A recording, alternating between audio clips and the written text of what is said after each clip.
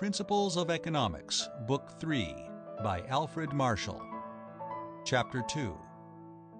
Human wants and desires are countless in number and very various in kind, but they are generally limited and capable of being satisfied.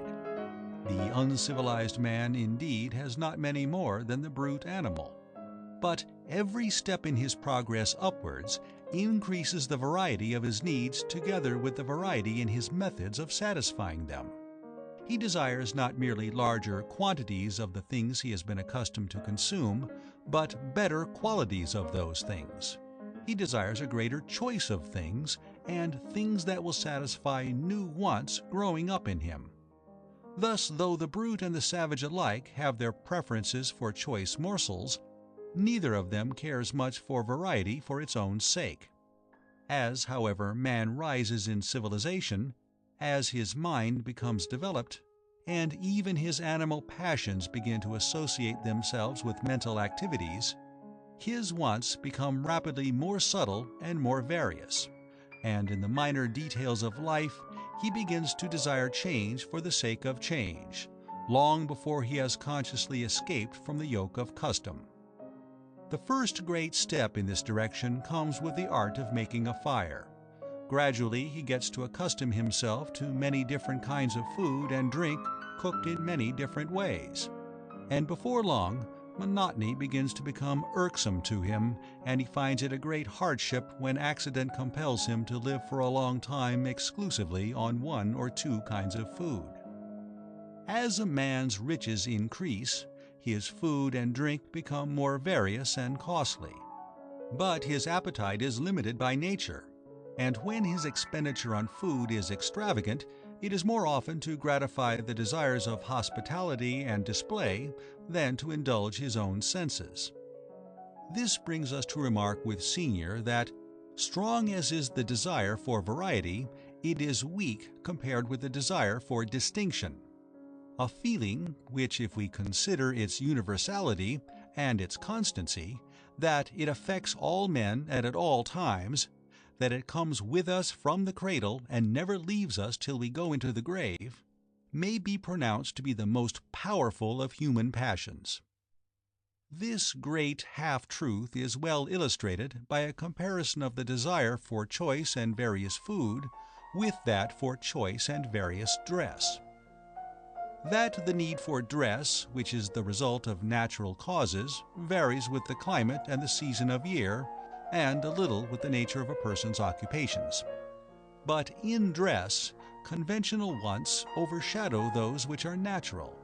Thus, in many of the earlier stages of civilization, the sumptuary mandates of law and custom have rigidly prescribed to the members of each caste or industrial grade the style and the standard of expense up to which their dress must reach and beyond which they may not go.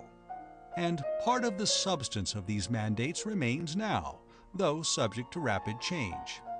In Scotland, for instance, in Adam Smith's time, many persons were allowed by custom to go abroad without shoes and stockings, who may not do so now, and many may still do it in Scotland who might not in England.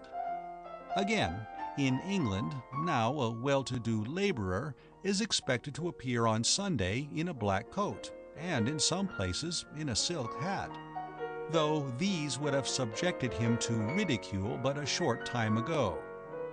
There is a constant increase both in that variety and expensiveness which custom requires as a minimum and in that which it tolerates as a maximum, and the efforts to obtain distinction by dress are extending themselves throughout the lower grades of English society.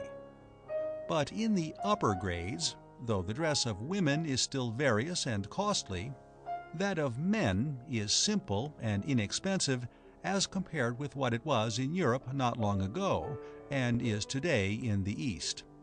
For those men who are most truly distinguished on their own account have a natural dislike to seem to claim attention by their dress, and they have set the fashion. House room satisfies the imperative need for shelter from the weather, but that need plays a very little part in the effective demand for house room. For though a small but well-built cabin gives excellent shelter, its stifling atmosphere, its necessary uncleanliness, and its want of the decencies and the quiet of life are great evils. It is not so much that they cause physical discomfort as they tend to stunt the faculties and limit people's higher activities. With every increase in these activities, the demand for larger house room becomes more urgent. And therefore, relatively large and well-appointed house room is, even in the lowest social ranks, at once a necessary for efficiency, and the most convenient and obvious way of advancing a material claim to social distinction. And even in those grades in which everyone has a house room sufficient for the higher activities of himself and his family, a yet further and almost unlimited increase is desired as a requisite for the exercise of many of the higher social activities. It is again the desire for the exercise and development of activities, spreading through every rank of society, which leads not only to the pursuit of science, literature, and art for their own sake, but to the rapidly increasing demand for the work of those who pursue them as professions. Leisure is used less and less as an opportunity for mere stagnation, and there is a growing desire for those amusements, such as athletic games and traveling, which develop activities rather than indulge in any sensuous craving. For indeed, the desire for excellence for its own sake is almost as wide in its range as the lower desire for distinction.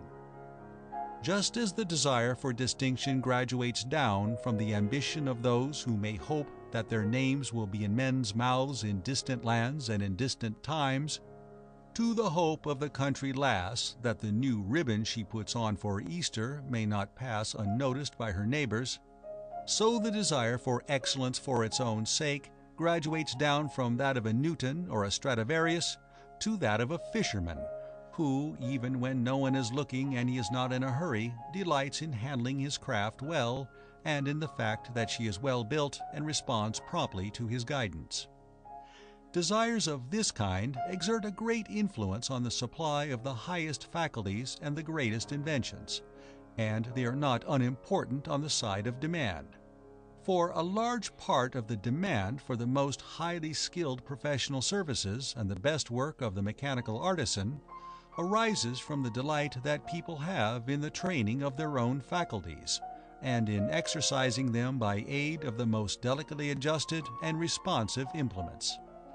Speaking broadly, therefore, although it is man's wants in the earliest stages of his development that give rise to his activities, yet afterwards each new step upwards is to be regarded as the development of new activities giving rise to new wants, rather than of new wants giving rise to new activities. We see this clearly if we look away from the healthy conditions of life, where new activities are constantly being developed, and watch the West Indian Negro using his new freedom and wealth not to get the means of satisfying new wants, but in idle stagnation that is not rest. Or again, look at that rapidly lessening part of the English working classes who have no ambition and no pride or delight in the growth of their faculties and activities, and spend on drink whatever surplus their wages afford over the bare necessaries of a squalid life. It is not true, therefore, that the theory of consumption is the scientific basis of economics, for much that is of chief interest in the science of wants is borrowed from the science of efforts and activities. These two supplement one another. Either is incomplete without the other. But if either, more than the other, may claim to be the interpreter of the history of man, whether on the economic side or any other, it is the science of activities and not that of wants. And McCullough indicated their true relations when discussing the progressive nature of man. He said, "The gratification of a want or a desire is merely a step to some new pursuit. In every stage of his progress, he is destined to contrive and invent, to engage in new undertakings, and when these are accomplished, to enter with fresh energy upon others." From this it follows that such a discussion of demand as is possible at this stage of our work must be confined to an elementary analysis of an almost purely formal kind. The higher study of consumption must come after and not before the main body of economic analysis. And though it may have its beginning with the proper domain of economics, it cannot find its conclusion there, but must extend far beyond.